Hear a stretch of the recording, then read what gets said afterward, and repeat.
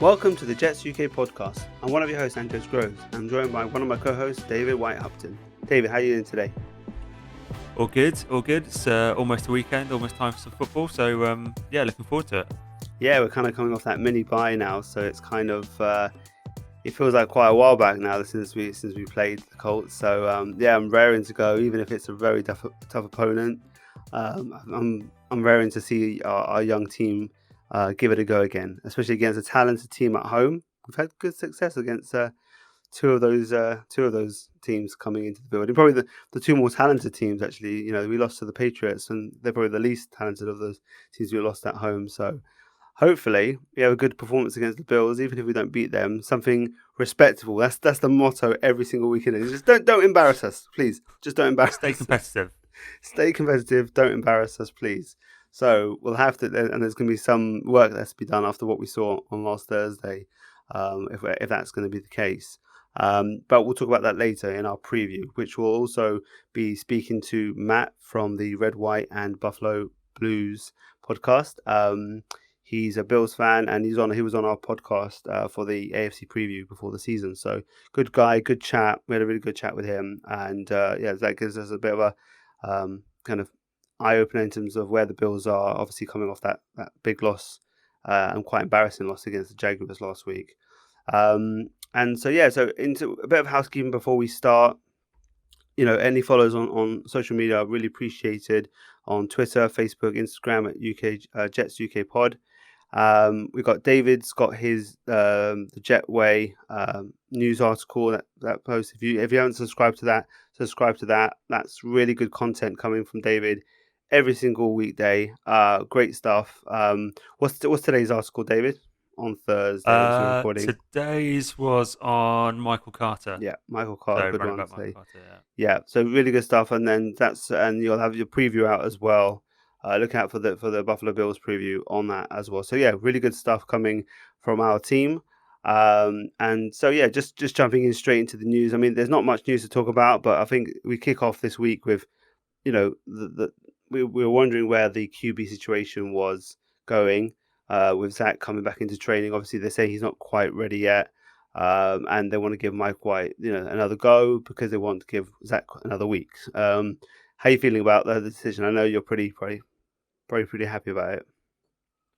Yeah, I am quite happy about it. I think it's the right thing for the Jets. I think it's the right thing for Mike, and I think it's the right thing for Zach as well. So I don't think anything positive could have come with throwing Zach out there against Buffalo this week, especially if he's not 100% healthy. You know, Coach Haller said he's going to run the scout team this week, so you think he's close. He's probably close to being healthy, but there's no point risking it. And at the end of the day, what I've kind of been saying throughout is, I just think that Mike White's deserved it, and I think that goes a long way, and it goes a long way in the locker room as well.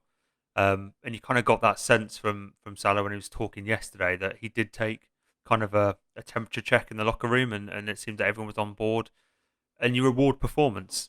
And I think, like we were saying in last week's pod, this is almost the perfect scenario for the Jets to have, Mike White gets his opportunity as he deserves. He's facing a hell of a tough team. If he performs against Buffalo, then you can't drop him. But that's a happy best case scenario for the Jets. Mm-hmm. If you've got a quarterback that comes out and puts some stats on the Bills, because they are basically the number one ranked team in pretty much every key statistical category on the defensive side of the ball. And worst case scenario, or worst case scenario for Mike, as he comes out, he really struggles. Joe Flacco can come in if he's really, really struggling. And then you move back to Zach when he's had another week of getting his knee healthy. I mean, it's tough on Mike White that he's almost a week by week living and dying by his performance. But that's the life of a backup quarterback when you're sitting behind originally a number 2 overall pick. You don't have the luxury of having 2-3 bad games in a row. But I think it's the best thing for the Jets for this week. And I like that Coach Allen didn't back himself into a corner by saying, Zach will be healthy next week. He's definitely our starter, or Mike's definitely our starter the rest of the way. He said it's day to day, and that's the best way to play it, because you don't know what's going to happen on Sunday. Like you've kind of pointed out, the two teams that have come in and we thought, oh god, we're going to get absolutely hammered. One, we beat the Bengals, and we stayed competitive. So there's no point backing yourself into a corner when you can stay flexible, and that's exactly what he said. He said it'll work out organically, and why not? Why not? I mean, what are your thoughts on Mike White, on Zach Wilson sitting, and the scenario in general?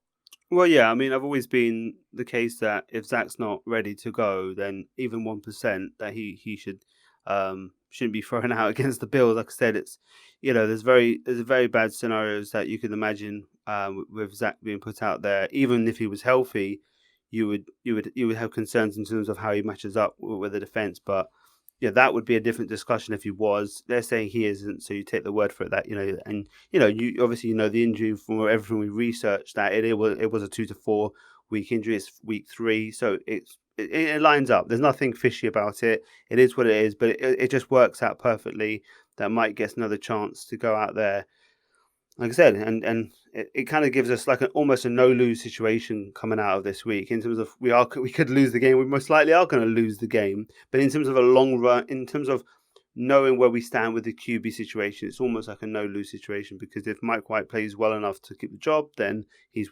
done the best against the best, and then you go, well, he's more than deserved it, and there's no question about it. And then if he doesn't, and he really struggles, you've got Joe Flacco there who gets to come in, who can kind of do more than enough to keep things going during the game. And then you've got Zach coming back next week against, on paper, a much easier opponent in the Dolphins. So I think it's just the best. It is the best scenario, and it's really good to see, that this offense has been doing really well without Zach. But I think it's more of a case that you've seen the two QBs do it well. I think it speaks more about the system working, and that it works and it's effective against opponents in the NFL. And then Zach needs to just make sure that he's doing what he needs to do to keep that going, because you can see now that it's what we were hoping from. This this offense was going to be exciting and and dynamic, something that we haven't seen for many years, and we've had a couple of weeks of really, really good offensive output.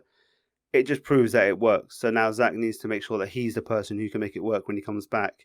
And yeah, so I'm more than happy to see Mike out there, and I'm really excited to see our young playmakers, Elijah and Michael Carter, and seeing what AVT can get up to on the line as well. It's just so much fun to watch these young guys really prosper, and to see that there's a QB, whoever is behind center is allowing them to do so, because obviously in the previous years our backups have been so poor that you can't evaluate anybody. You're like, everyone's off the table, everything, just close your eyes, get past it, and let's wait for Darnold to come back.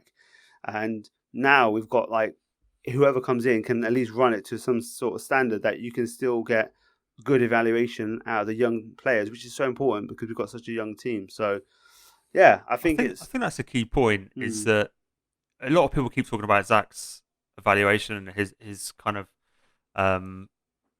his development. Yeah. But the Jets aren't just about Zach Wilson, and that's kind of what I'm trying to say. It's important that we still see development from Elijah Moore.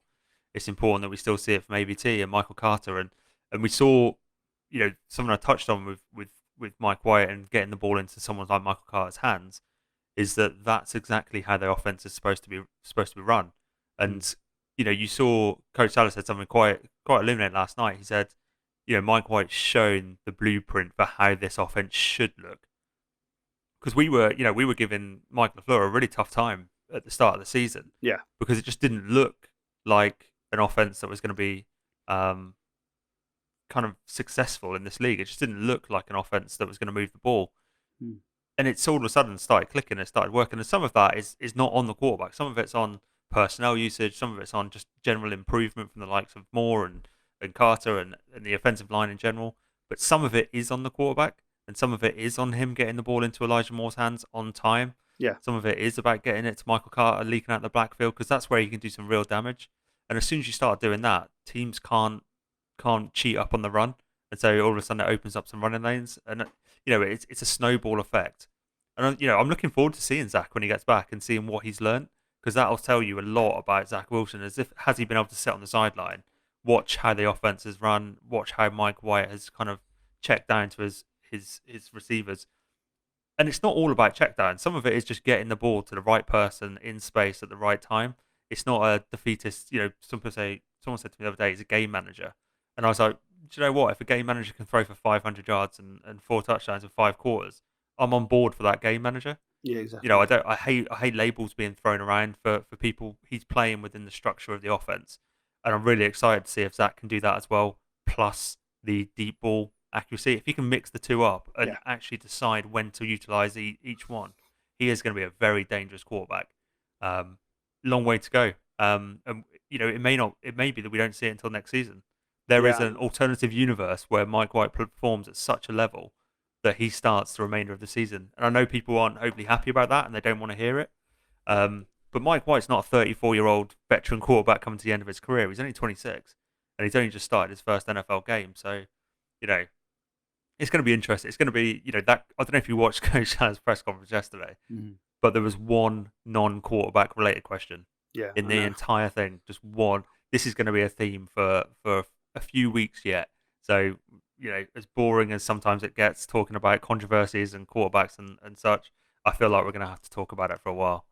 Yeah, it's what it is, your number 2 overall pick, struggled. The guy comes in, does a great, first performance, follows it up with a promising beginning of a second game. So we're in the middle of it, and I think as long as you're saying good play happen, we've obviously got Mike White as a restricted free agent. So if anything crazy was to happen, it gives us more leverage down the line.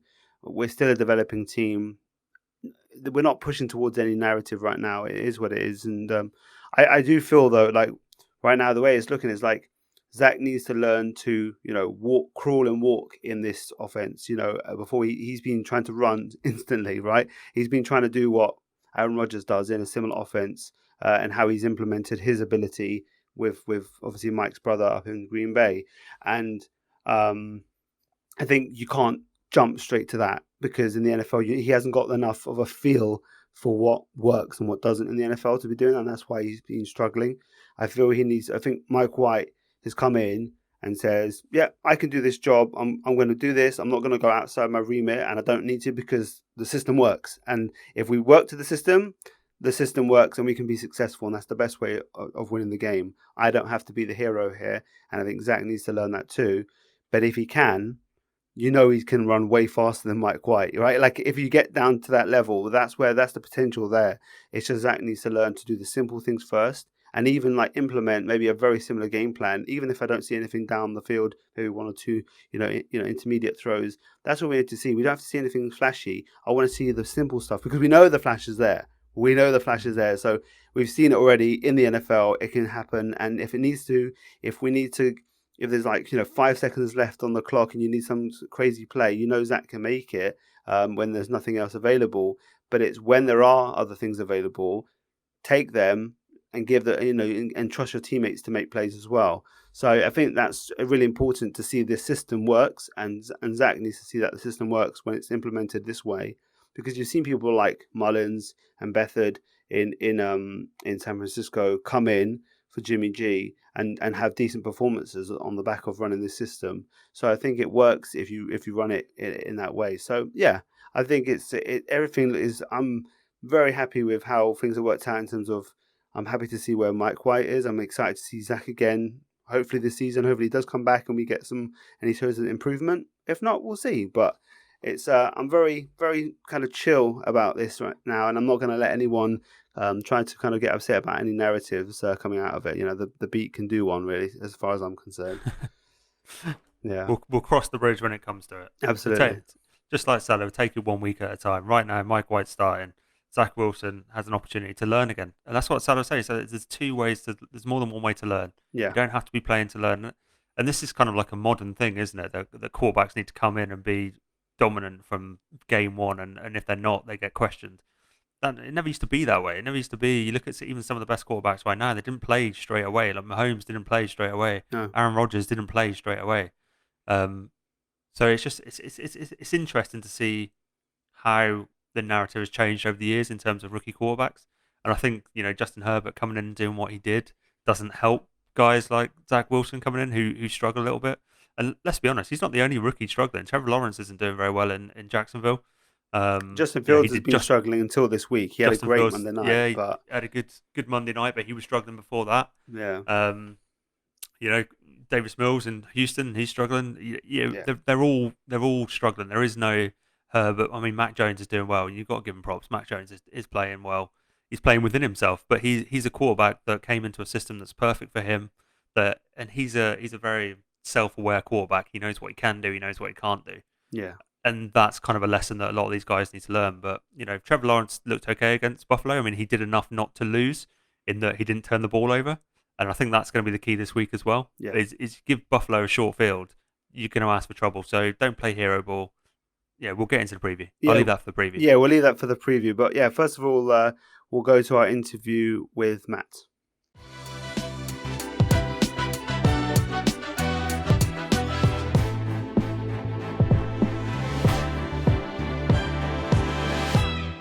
Okay, so I'm joined by Matt from the Red, White and Buffalo Blues podcast. I think I nailed it there finally. Matt, thanks for joining us on the podcast. Thank you for having me. It's been a pleasure coming on. Yeah, so we obviously had you on before on our AFC East roundtable before the season. So it's been a couple of months now. We've played the Patriots twice, but we still haven't got to the Dolphins or Bills yet, which is quite interesting to get this far into the season without playing either of the other, playing each other. So yeah, how's the season so far compared to where you guys were leading? Obviously, very much high expectations. How's it seen? The record's decent, but not ideal in some spots. So how's it been on the field from what you've seen compared to what you saw pre-season? Well, a 5-3 record in any other division, any other league would actually be would probably be decent for some people. I think with us and last season and the strength of schedule we had, really only facing, in my opinion, the Chiefs and the Titans as the two biggest guys on there, I feel that we should be a little bit have at least one loss on that, which would have been the Titans game on there.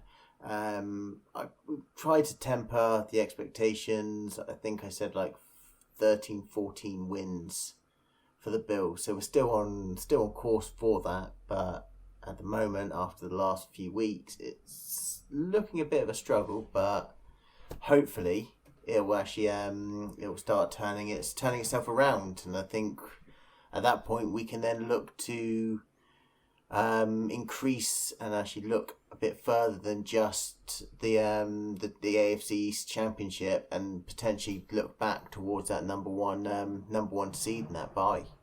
Yeah, I think there's a lot of the teams in the AFC are kind of losing there. I mean, this last weekend was crazy for unexpected losses around the NFL. So I think it's going to be very competitive for that number one seed. It keeps on chopping and changing anyway between, it was at Cincy before we beat them, and then obviously it's Titans now. You guys have had it. It's just chopping and changing. So I think your still guys are still in the hunt, but there's a few things you're going to have to probably get sorted out if you do want that number one seed.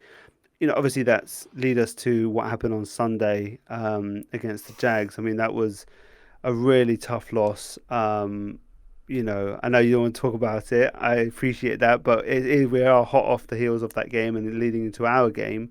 What do you think it was that the Jags done? Was there anything that they did? Or, I mean, I'm sure it was a mixture of everything, but do you think that the Jags are following a game plan that maybe others are seeing some way to stop you, slow you guys down in a similar way?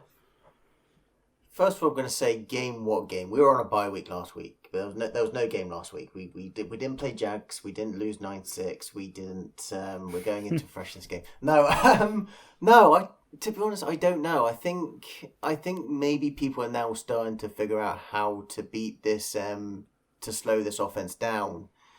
We've talked about it, like Bills Mafia on Twitter and other podcasts talk about it.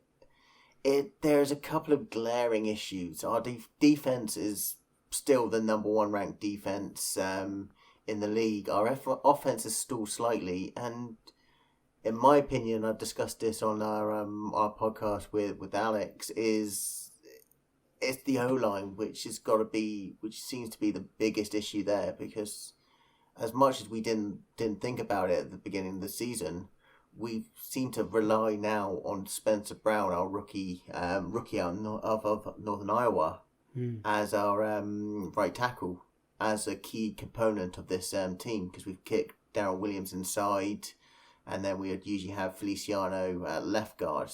When Spencer Brown came in, our offense was actually keeping Josh upright. We were getting a bit more into the game, in the run game. But since he's gone out and now Feliciano's out, we've had to flip Darryl Williams back outside, which last year he did quite well for us there. But we then had Cody Ford and Ike Botka as our guards, and Cody Ford, I think most of the Bills Mafia now are starting to write him off as a potential bust. What was the round? So, what round did you take him? Second round, yeah. Second round. Is that last year? No, that was... What were we now? 2018, I believe. Okay, yeah. I've seen that he is struggling quite a lot, isn't he, Cody Ford, at the guard position? Yeah. Yeah, like, I think we know bad guard play from our guy Greg Van Roten. So, but I think that is probably the one thing I would say that is what's causing some of these losses, because I mean the Jags managed to get pressure with just 4 guys and still sack Allen a couple of times. Yeah. And we just can't get a run game going. So once you've got that, once they know that you take away this the wide receivers, you take that away, we don't have a run game. Yeah. It's almost like they're Josh Allen is a sitting duck unless he actually scrambles and runs for 200 yards a game. Yeah, so exactly. Which, while he's good, he's not Lamar good. I mean, he's got ability to do it here and there, but he's not a guy who is you're designing that many runs like Lamar Jackson does. I mean, it's something that you see, I think, was happening with the Chiefs as well, where they're really selling out to stop the big play with both of you guys. It's a similar game plan. I think they're not, they're saying run on us. They're daring you to run on them, and I think you guys are really struggling with to have that second dimension to your offense, and with the first dimension being so good, but being with them kind of setting up to stop that, it's kind of slowing you down and keeping things. And then if up front you can't give the time for guys to break free down the field, then that's not a good combination. You can end up with things like this happening. Yeah. And we're going to be without Feliciano for the next 2 games because they placed him on IR. So he's going to be gone for the next 2 games, which means we're playing probably Cody Ford at left guard if Spencer Brown's back, which he's been practicing. So fingers crossed he is.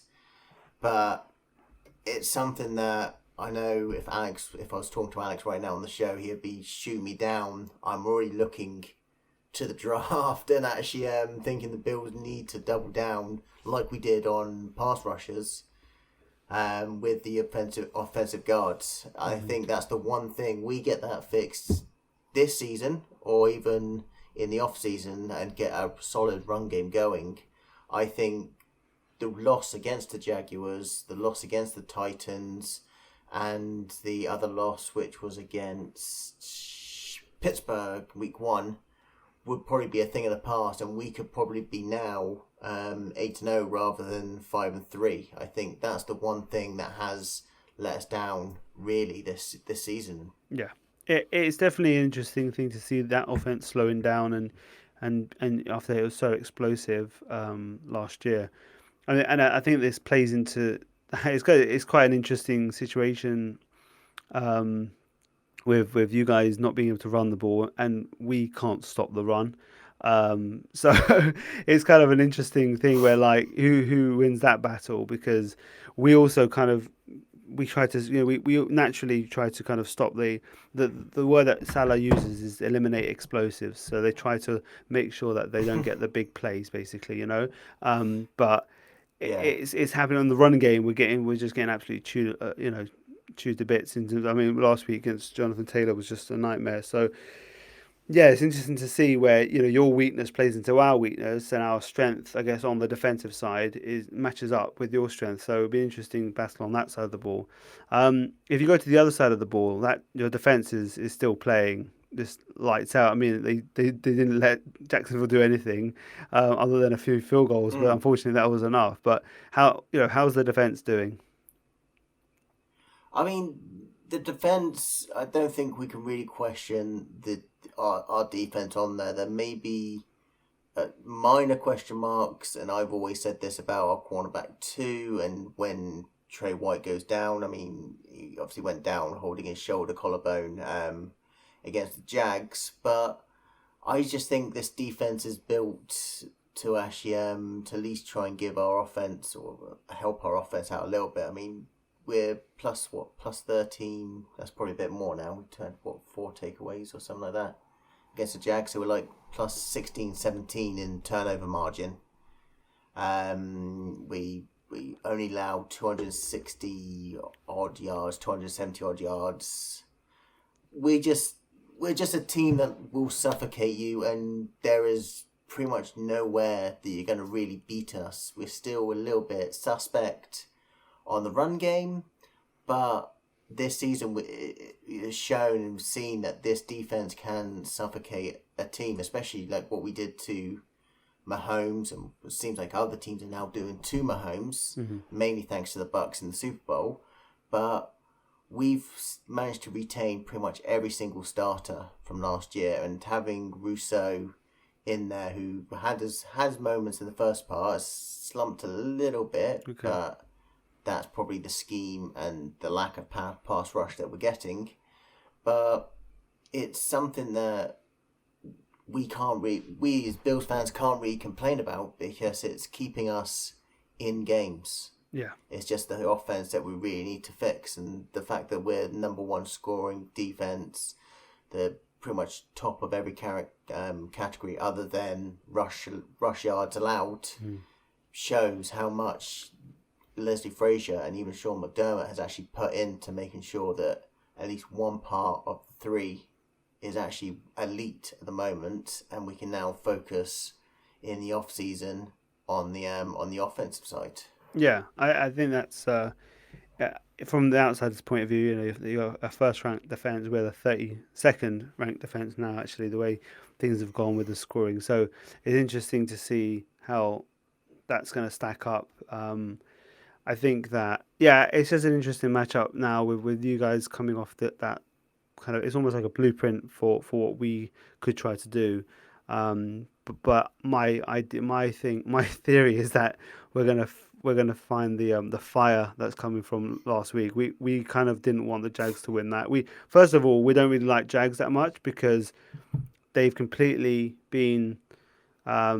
I won't drop any language, but they took the chance of Trevor Lawrence away from you. Well, that's not really the problem. It's actually that they've been bagging on Zach and everything he does, because they have the kind of the insecurities about picking the wrong guy still, even though it was Trevor Lawrence of all people. So it's like they're a bit of a nightmare as a fan base.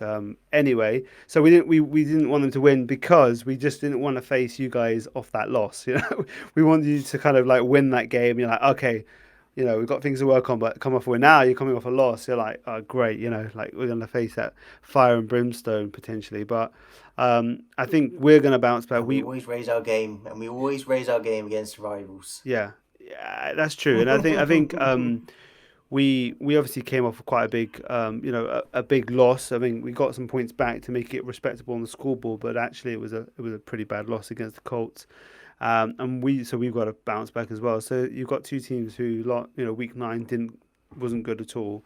So it's interesting to see who bounced back. And they've got a big line there. It's like a 13-point favorite for you guys. So I don't know. I don't think we even cover that. We'll probably get around that level. I think it's probably a good line there. But yeah, it's just the game is set up quite nicely for that it's in New York as well. So we get to have the home field advantage. We've been good at home. So I think it's set up. Jersey. Yeah. Okay. Oh yeah. I forgot I'm talking to you. The New York nonsense. It's honestly so tiresome. It's so tiresome.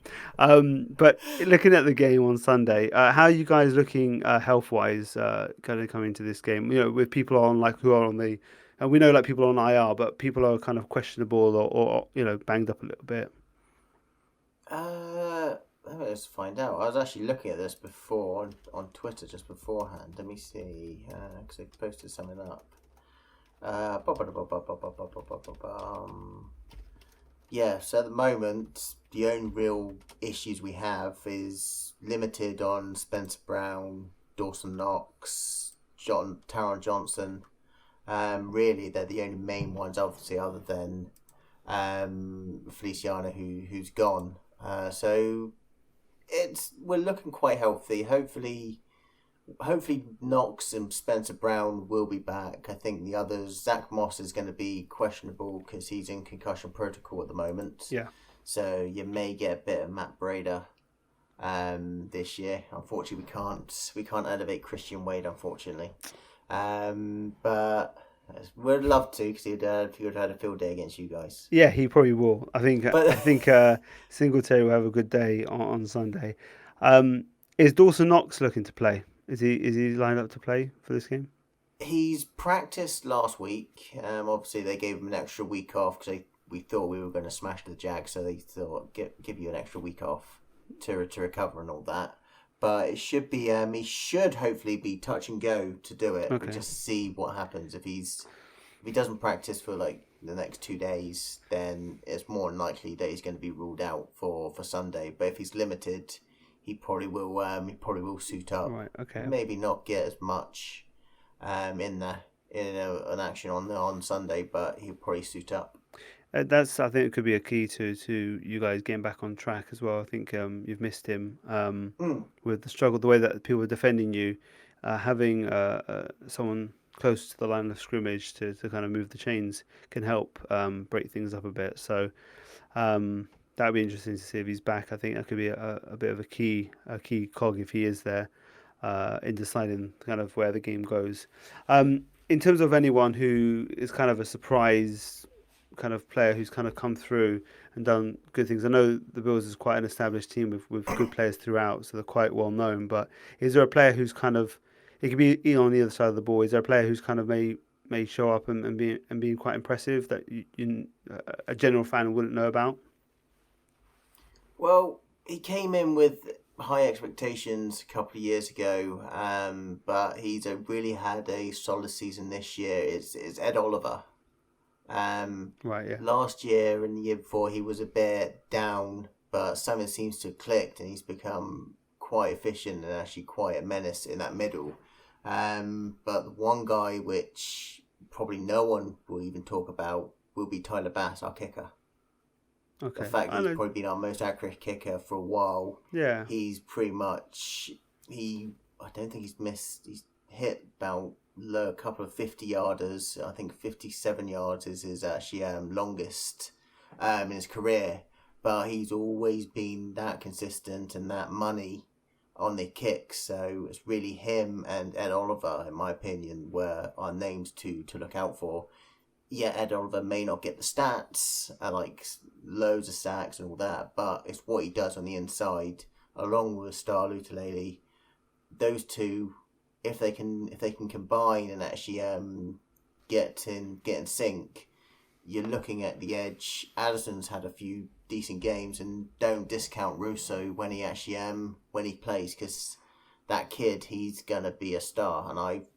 And I've actually admitted this on my show and all that I was actually I was wrong that we shouldn't have spent the 30th pick on there. I think it was right to do the 30th pick because we had him sit, but I was a bit dubious. I had him as a second rounder, so I didn't think go on there. But he's starting to prove me wrong. So yeah, those are probably the three names really to look out for.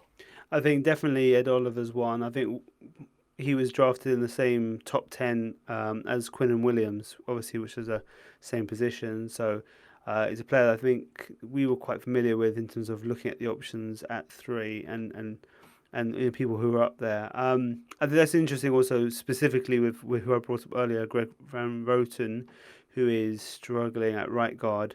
If Ed Oliver's up against him, then that's going to be a trouble. The guys like I think the other guard is our rookie AVT, who's done Elijah Vera Tucker has done some really great stuff. and he's looking really, really good. So the other side is just the right guard is just a really, really bad position right now. And so we I have would brought in a guy from the I would Chiefs. Yeah, yeah, I would put in one more name, really. I mean, I've go on mentioned him a then. few times already tonight, but it is Yeah, Spencer Brown as the other guy. I mean, we didn't okay. expect him. We expect him to actually at least come towards the end of the season and just be the serviceable rotation when needed. But when they plugged him in against the Chiefs and then the Titans, and he held his own on there, and now we know and we see that without him, this offensive line is starting to go down the hill a bit.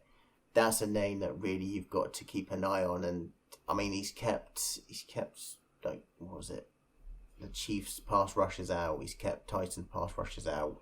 He's kept some really good names out of actually sacking Allen or getting pressure on. So that's probably a name if you want an offensive player as well as a defensive and the special teams. Okay, so we've got the trio there of people to look out for, as well as all the other players that we already know as general NFL fans. So definitely a tough game for the Jets, and one they're going to have to play their A game to stay in touch and distance of this game. And even then, if the Bills are clicking, then it might not maybe enough anyway. But talking about the kind of an in-game kind of predictions, stat, something that a little prediction that you want to put out there for the game. Josh Allen's going to go for over 4 total touchdowns. He's going to get a rush in there. And you're going to see... Which wide receivers are you going to choose this year? You're going to see Emmanuel Sanders get 100 yards and a touchdown. Oh, That's on offense only. I might have to put him on my fantasy then. I got Sanders in my league, so I'll see. Well, it's good because I mean, we got Sanders in, obviously 34, he's been bouncing around the league, but he instantly built up that rapport with Josh Allen, and we've seen it earlier in the season that they've really got that connection going, and he's actually been that good for us and that dependable. That if Josh he's gets an excellent the ball, Robin, 9 right? out of 10. If you've got the Batman, like the top player, he's an excellent second receiver, isn't he? Emmanuel Sanders, he's done it for so many years, playing that number 2 receiver at a really, really high level. So yeah, the quality addition, and another guy that our guys, our young secondary, are gonna have to stop. So that's interesting. So let's see if those stats come true. So yeah, Josh Allen over 300 and 4 total touchdowns. And I'll give you a stat on defense Sanders as well. Go on and give Give you a me stat one on on D defense as well. There's going to be Yeah. four complete turnovers, and our defense are going to generate, and at least one of the interceptions is going to be by one of the safeties. Right. Okay. So a handful of predictions there, and actually, obviously, rightfully bullish. I think also trying to manifest some confidence after last week.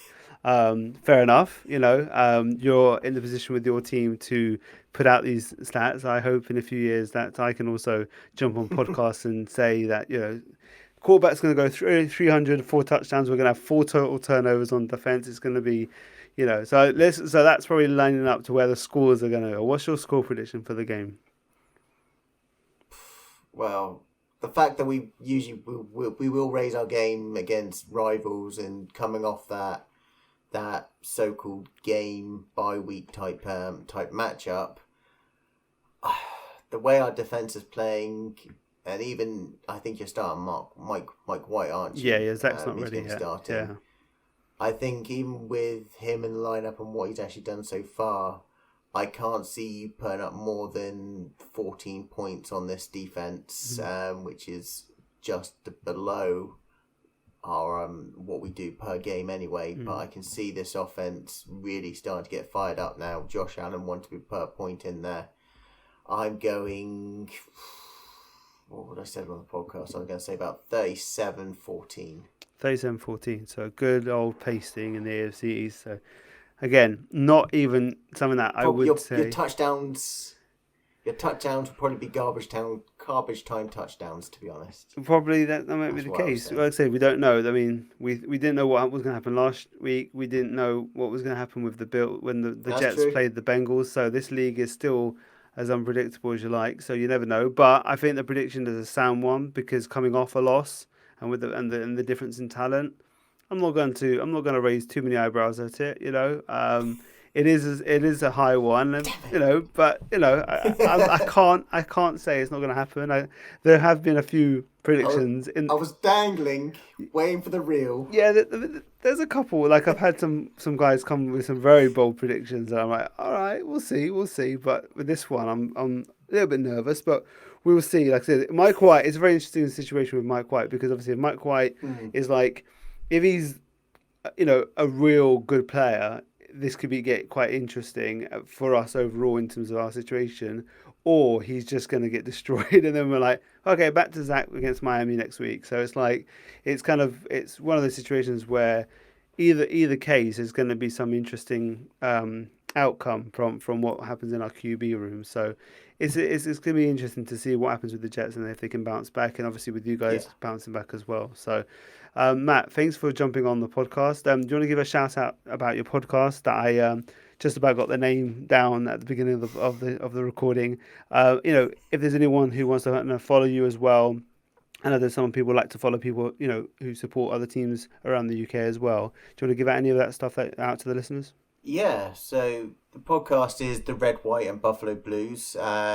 We will be undergoing a little revamp in hosts in a couple of months' time because my co-host Alex is actually buggering off back to Buffalo. So there's going to be a bit of revamp on there. But you can find us RWBB_podcast on Twitter. And if you do want to follow us on the main UK Bills Twitter handle is at UK_Bills. Right, yeah. So yeah, give them a follow. You follow one of our rivals and see what they're up to, and a good perspective on them. So Matt, thanks for jumping on this one, and we'll head it back to me and the guys.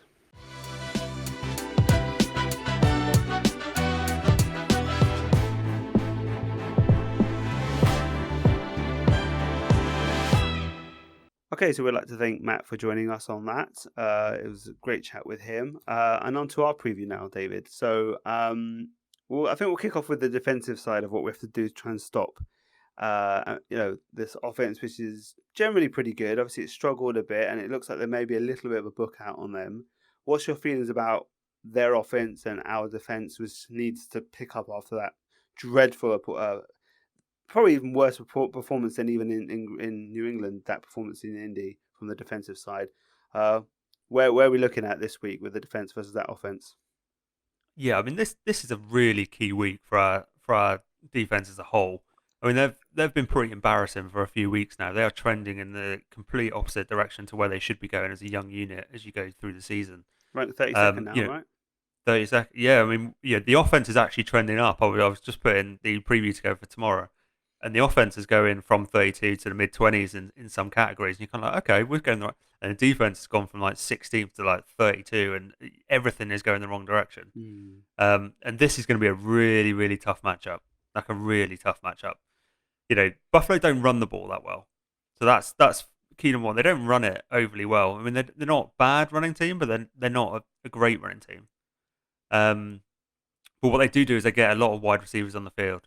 So they run 4 wide and more than anyone in the league. I think they're up there with Arizona as one of the highest teams in terms of their personnel usage and wide receivers. So they do have this spread concept where they do want to spread you out wide and see what you're doing. And that's what's helped Josh Allen to no end. It's that when you spread a team wide pre-snap, often you'll get a tip as to whether the team are in zone or man, because they'll either have to bring someone down to cover the wide, or they put Dawson Knox out wide quite a lot. Your safety comes down, all of a sudden everyone knows that you're in man coverage, and then Josh Allen gets to pick his best matchup, which is usually Stephon Diggs against whoever he's playing. And so what that's going to mean is that the Jets secondary is going to be in nickel and dime packages a lot this weekend, which means it's going to be a stress on our young cornerbacks. So Eccles and whoever's out there, Michael Carr, they are all going to be stressed this weekend because they're going to be on the field a lot because of the system that Buffalo runs calls for nickel and dime packages by defenses. So how do you stop him? I mean, you have to get pressure on Josh Allen. There is absolutely no alternative. You give Allen time to pick. He's got three good receivers in Sanders, Diggs, and Beasley who will get open if they're given enough time. And I think that's what Jacksonville did really well. I think there was 20-something pressures on Josh Allen by the Jacksonville defense and 4 sacks. And Buffalo don't give up a lot of sacks. I think they're 12 on the season. So giving up 4 to Jacksonville is quite a lot. So if you can get pressure on Josh and get them out of their rhythm, and if they can't run the ball as well as a lot of teams in the league, that's the success to stopping them. And we've seen that a couple of times this year. But it's easier said than done. I mean, Jacksonville did a great job, and you've got to give their defensive front in particular a massive amount of props because they really did get into the backfield a lot, and they shook Josh Allen a little bit. It's one of the first times I've seen him a little bit shook. He left a couple of throws out on the field. He shorted a few plays. So it's pressure, isn't it? I mean, it's our pressure. front four, it only works if we're gonna have to have some dominant performances up front. Like we're gonna have to have if we're gonna stand a chance of staying in this game, we're gonna have to have games from JFM, from Quinnen blowing up through the middle, as well as Sheldon Rankins, and then I mean is Huff scheduled to come back or not? No, he's on IR now, so he's he's on gone IR. for a couple of weeks. Right. So I think whoever's rotating there is going to have to get the pressure, and we're going to have to make life difficult. If we don't win up front and they're able to contain and it's able to give Josh Allen enough time, I think he's going to be okay moving the ball and not to our liking, to be honest. So it's really up to the guys up front to create the pressure because we need to drop enough guys to kind of cover their options and manage the situation on the other end, isn't it? So it's easier said than done. I mean, the one thing they haven't got much of is a running game. They've really struggled, obviously, almost non-existent in terms of their running game. I mean, Josh Allen's probably the best runner in terms of when he breaks free. So do you think that can play into our factor, the fact that even though they're one-dimensional, even if it is a really good dimension, do you think that could help us trying to kind of prevent them from the big plays in the passing game and make them go underneath more and try to get them into kind of 10-12 play drives which kind of can potentially lead to mistakes happening and things like that? Yeah, I think so. I mean, I have zero confidence in our ability to stop the run. So even if Buffalo don't have a great running game, I'm not confident that we'll stop Singletary and Moss. I absolutely agree with you. I think Josh Allen is their best rusher. But getting them into long drives, not allowing that big play over the top. A lot of teams are sitting in that cover 2 system to try and stop. It's the same thing they're kind of trying to do against Kansas City as well, is that not allowing those big plays, which they were renowned for. And we've seen Mahomes struggle a little bit, having to move the ball bit by bit by bit. And I think doing that to Josh Allen as well is probably the way forward. I mean, it's not guaranteed to work. They can put together a 10 to 15 play drive. They're more than capable of doing it. But I'd rather try that than cheat up and leave, Stephon Diggs one-on-one with Bryce or without any safety coverage. So, that's the best way to try and beat them. But it's still a bloody difficult way to stop them. They're a very good team. You have to give them credit. I mean, I was shocked when I saw that Jacksonville score. I thought my app was playing up when I looked in the fourth quarter and they had 6 points. Yeah, it was incredible.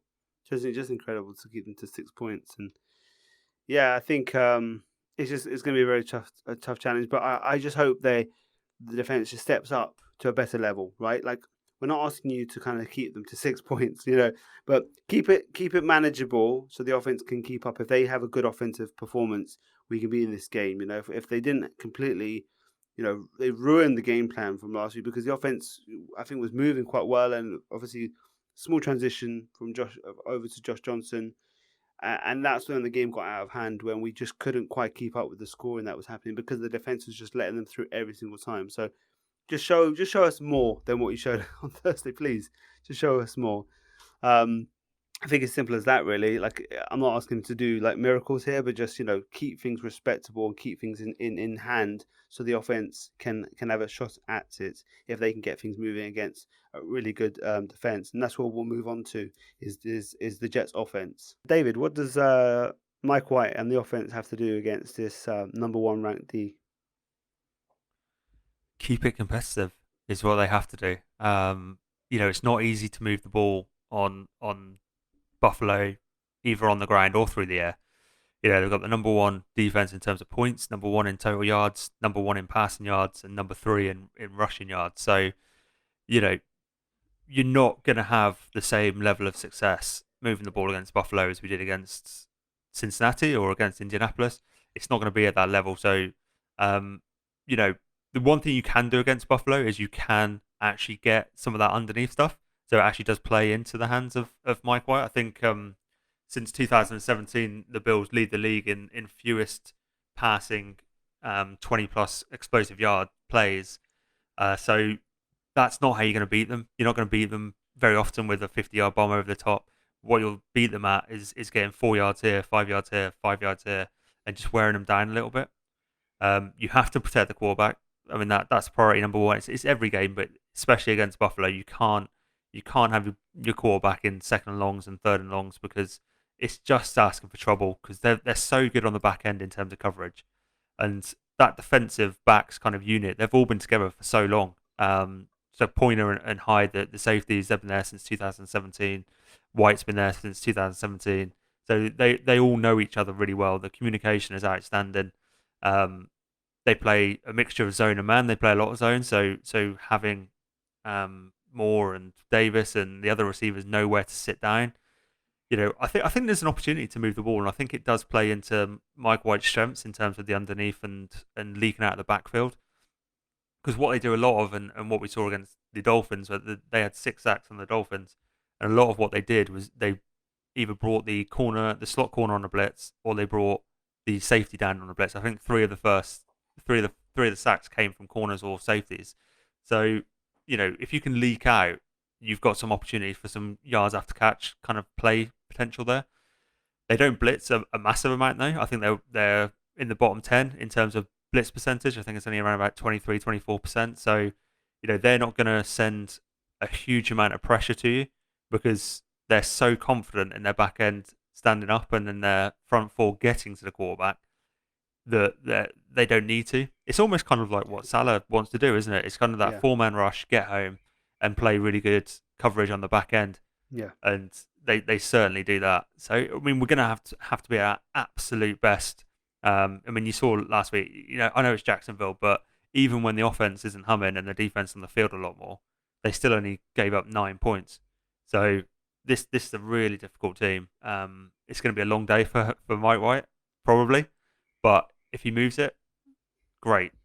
Let's see it. I think Elijah Moore's got a nice part to play on Sunday. I think Elijah Moore, Crowder, those guys who kind of work between 10 and 15 yards, I think they're the guys that are going to we have to rely on them getting open. Yeah, I do like that those two being involved more. I think with Mike White, I think that's the key, and I think it's Corey's going to have to coming back. He's going to have to, I think, realize he's a bit of just keep Davis White busy, and it's almost like a decoy, kind of creating that space underneath. And allowing stuff that we can get to move the ball, move the chains, and I think we just got to make sure that we stay on the field, in terms of not giving the ball straight back and putting our D back on the field after 3 and outs, which obviously wouldn't be good in anyone's case. But that can happen against this defense. They're very talented, and they go 3 and out very quickly against them. So I think we just got to make sure that we are keeping up with them.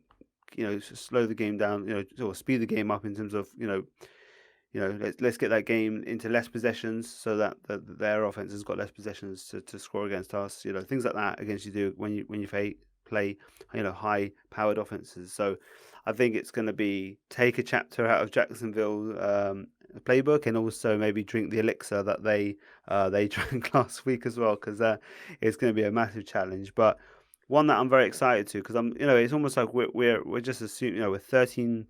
There's this huge line in between us in terms of a 13 points or something that the betting line on. It's like, no one's assuming us to win. It's just like the Bengals game. No one's assuming us to win. So like, let's just give it a go. Like, if we lose and don't get embarrassed and give them a good game, I'm gonna be happy about that, because it probably shows that some of our young players on both sides of the ball did some good stuff. So that's really what we're at right now. So I think it's just let's just relax, enjoy the game, and hopefully it's not like I said, hopefully it doesn't get out of hand. That's the only thing.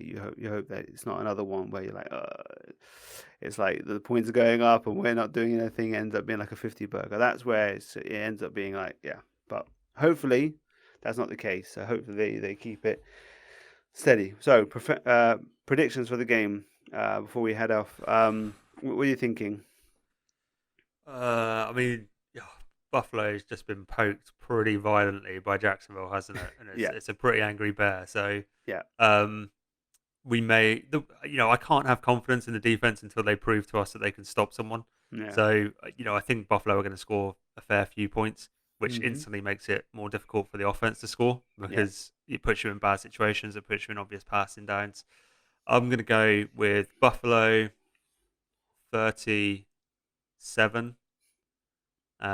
Jets. I'm going to stay relatively confident. I'm going to go 21.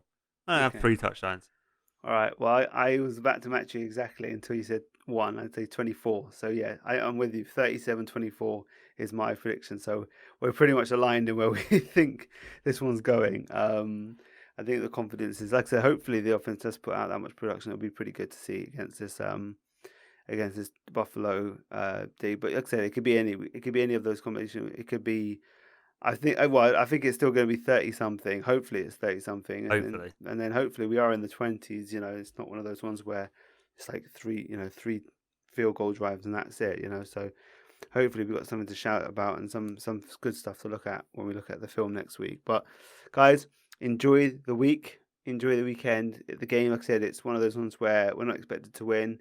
So just, chill, enjoy the game, enjoy some of the young players, putting some good stuff on film at the skill positions, especially on the offense. And yeah, just enjoy the games. David, is there anything you want to say before we head off? No, I think just to reiterate that, take pleasure in some of the younger performance. Don't always look at the kind of like the final score. 'Cause I'd be shocked if we beat them. It'd be really strange for Buffalo to lose to Jacksonville and to us in 2 weeks. So just enjoy the game at 6:00 on Sunday. So it's a nice sociable time. Let's see what happens. Hopefully we're talking on Monday about a stunning victory and a Mike White parade down Heroes Lane. We'll see about that. But like I said, just enjoy the game, and we'll catch you after the weekend.